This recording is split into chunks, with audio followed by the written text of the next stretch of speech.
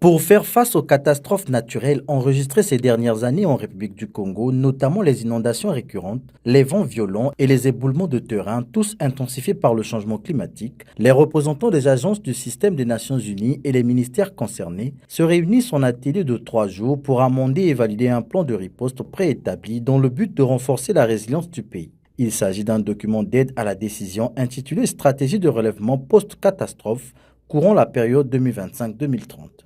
Suite aux différentes crises humanitaires ou catastrophes humanitaires que connaît notre pays ces dernières années, le gouvernement, avec l'appui de ses partenaires, notamment le PNUD, avait décidé de la rédaction d'une stratégie nationale de relèvement post-catastrophe.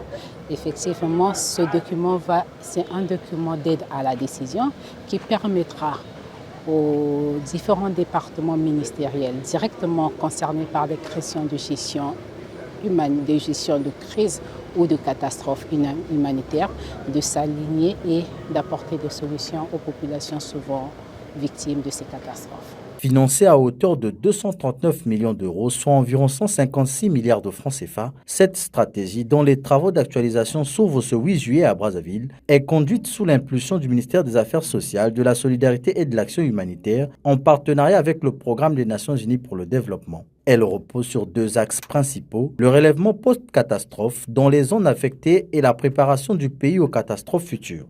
Elle porte une vision claire et un objectif précis, répondre durablement aux besoins des populations sinistrées, tout en renforçant les capacités d'adaptation et de résilience du pays face aux chocs futurs.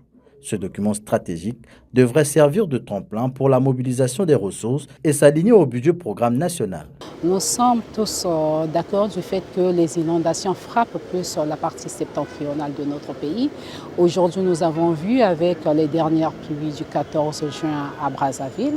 Donc, ce sont les populations congolaises et ceux qui y habitent qui sont les plus concernés par rapport à cette stratégie de relèvement post-catastrophe. Les travaux d'élaboration de la stratégie de relèvement post-catastrophe 2025-2030 de la République du Congo appellent à une mobilisation renforcée de tous les acteurs, secteurs publics et privés, sans oublier les partenaires au développement.